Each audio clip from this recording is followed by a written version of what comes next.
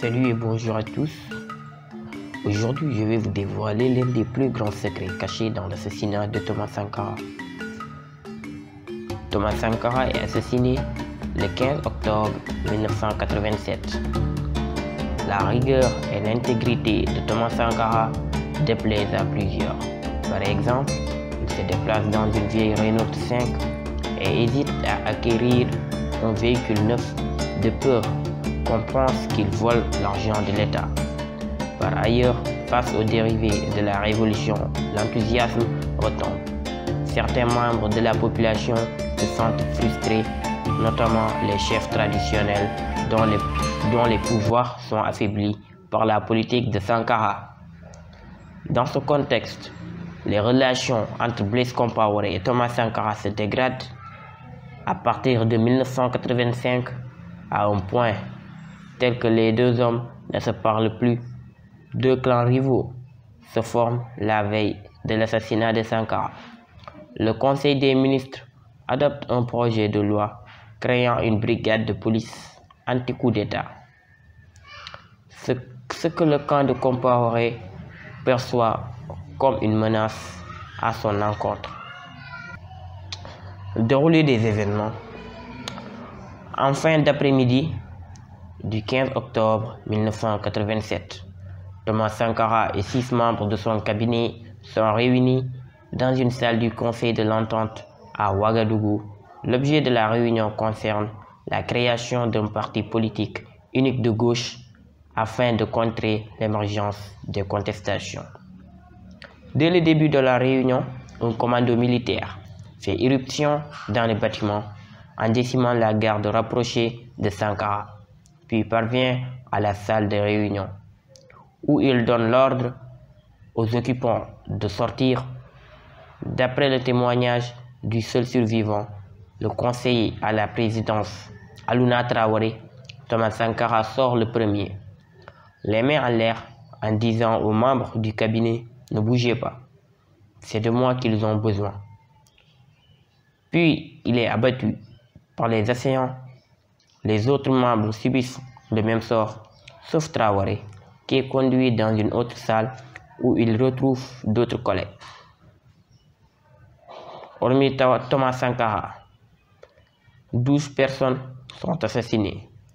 5 membres du cabinet: Bonaventure Compaoré, employé à la présidence; Christophe Saba, secrétaire permanent du Conseil national de la Révolution; Frédéric Kiembe, conseiller juridique à la présidence; Patrice Zagré, professeur de philosophie; Pauline Babou Bamouni, directeur de la presse présidentielle, et aussi 5 gardes: Abdoulaye Gouem, Emmanuel Bachano, Hamadou Sawadogo, Noufou Sawadogo, Walilay Ouedraogo, ainsi que le gendarme Patenema Soré et Der Sonda, le chauffeur de Thomas Sankara. Au soir du coup d'État, un communiqué lu à la radio annonce la dissolution du Conseil national de la Révolution et la démission du président Sankara, remplacé par Blaise Compaoré. La même nuit, Thomas Sankara et ses camarades sont enterrés sans tombe au cimetière de Dagnoé à Ouagadougou par une vingtaine de détenus réquisitionnés pour l'occasion. Plus tard, de simples tombes en ciment sont édifiées. Plusieurs jours après, le certificat de décès de Sankara, publié dans la presse, indique qu'il est décédé de mort naturelle. Son frère d'armes, Blaise Compaoré, qui lui succède à la tête du Burkina Faso, est soupçonné d'être le principal responsable de son assassinat. En 2006, le Comité des droits de l'homme de l'Organisation des Nations Unies condamne l'absence de tout procès ou de toute enquête de la part du gouvernement burkinabé sur la mort de Thomas Sankara. Officiellement décédé de mort naturelle, cette décision symbolique constitue une première mondiale dans la lutte contre l'impunité. Le 14 mai 2015, pour la première fois depuis 2007, Mariam Sankara de retour à Ouagadougou après le renversement de Blaise Compaoré pour être entendu par le juge chargé d'enquêter sur la mort de son mari et accueilli par plusieurs milliers de personnes. Des doutes subsistent sur le lieu véritable de la sépulture de Sankara. Et en mai 2015, un juge burkinabé ordonne l'exhumation de corps du cimetière de Dagnoé pour déterminer s'il s'agit de Sankara et quelles sont les conditions de sa mort. En décembre 2015, un mandat d'arrêt international est lancé par la justice militaire contre Blaise Compaoré. Alors en exil en Côte d'Ivoire, Blaise Compaoré est poursuivi notamment pour son implication présumée dans l'assassinat de Thomas Sankara.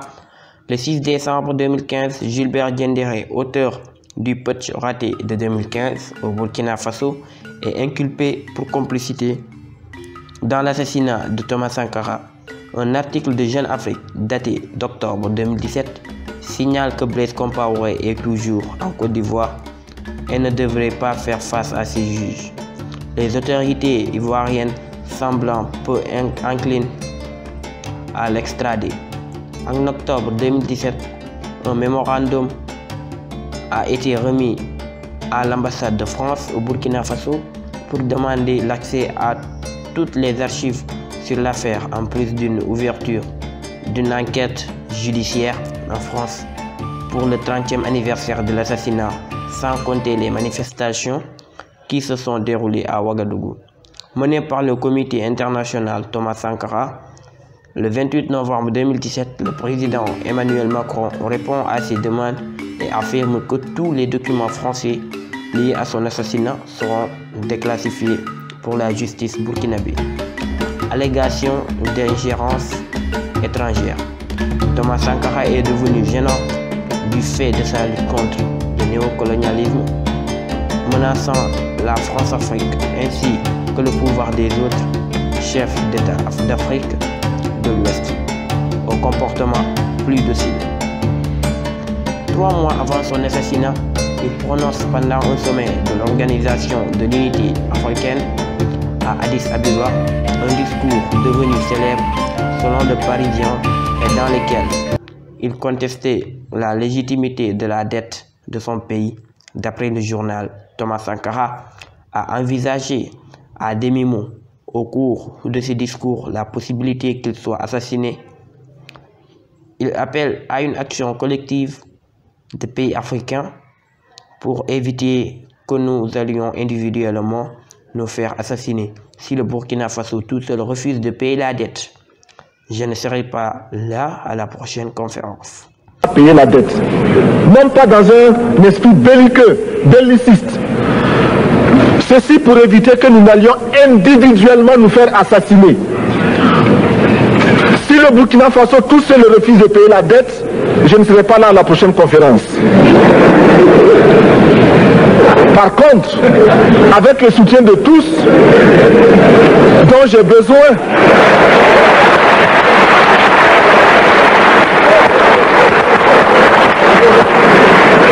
avec l'application de la Libye a parfois été alléguée en dépit du soutien politique et matériel qu'elle apportait à la révolution initiale. Selon Mousbila Sankara, ambassadeur à Tripoli entre 1983 et 1987, la relation entre Muammar Kadhafi et Thomas Sankara se dégrade lorsque ce dernier refuse de soutenir la position libyenne au Tchad. Favorable à Goukouni Ouédé contre Hissène Habré, appuyé par la France, Sankara refuse également d'aider Charles Taylor, soutenu par Kadhafi, et le président de la Côte d'Ivoire, Félix Houphouët,